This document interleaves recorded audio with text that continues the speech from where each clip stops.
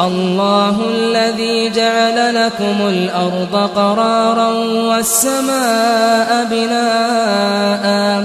وصوركم فأحسن صوركم ورزقكم من الطيبات ذلكم الله ربكم فتبارك الله رب العالمين هو الحي لا إله إلا هو فادعوه مخلصين له الدين الحمد لله رب العالمين قل إني نهيت أن أعبد الذين تدعون من دون الله لما جاءني البينات من ربي وأمرت أن أسلم لرب العالمين هو الذي خلقكم من تراب ثم من نطفة ثم من علقة ثم يخرجكم طفلا ثم لتبلغوا أشدكم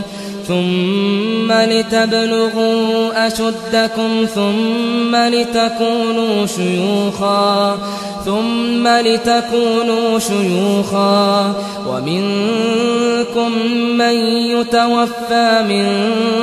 قبل ولتبلغوا أجلا مسمى ولعلكم تعقلون هو الذي يحيي ويميت فإذا قضى أمرا فإنما يقول له كن فيكون ألم تر إلى الذين يجادلون في آيات الله أنى يصرفون الذين كذبوا بالكتاب وبما أرسلنا به رسلنا فسوف يعلمون إذ الأغلال في أعناقهم والسلاسل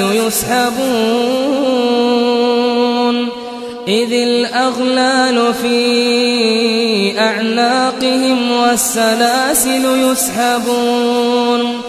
في الحميم ثم في النار يسجرون ثم قيل لهم أين ما كنتم تشركون من دون الله قالوا ضلوا عنا بل لم نكن ندعو من قبل شيئا كذلك يضل الله الكافرين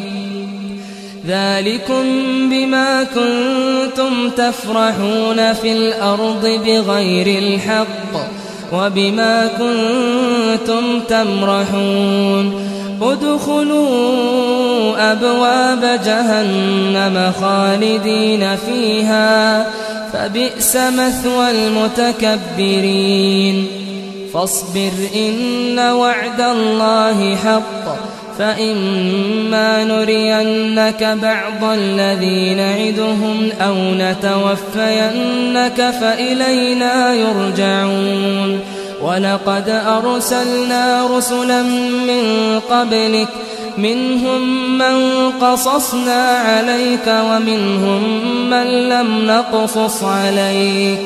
وما كان لرسول أن يأتي بآية إلا بإذن الله فإذا جاء أمر الله قضي بالحق وخسر هنالك المبطلون الله الذي جعل لكم الأنعام لتركبوا منها ومنها تأكلون ولكم فيها منافع ولتبلغوا عليها حاجة في صدوركم وعليها وعلى الفلك تحملون ويريكم آياته فأي آيات الله تنكرون أفلم يسيروا في الأرض فينظروا كيف كان عاقبة الذين من قبلهم كانوا أكثر منهم وأشد قوة وآثارا في الأرض فما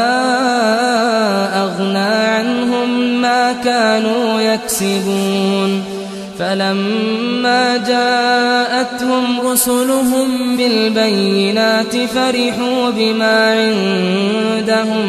من العلم وحاق بهم ما كانوا به يستهزئون فلما رأوا بأسنا قالوا آمنا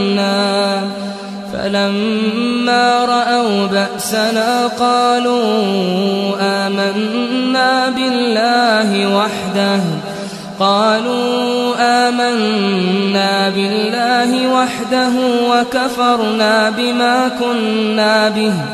وكفرنا بما كنا به مشركين فلم يك ينفعهم إيمانهم لما رأوا بأسنا سنة الله التي قد خلت في عباده وخسر هنالك الكافرون.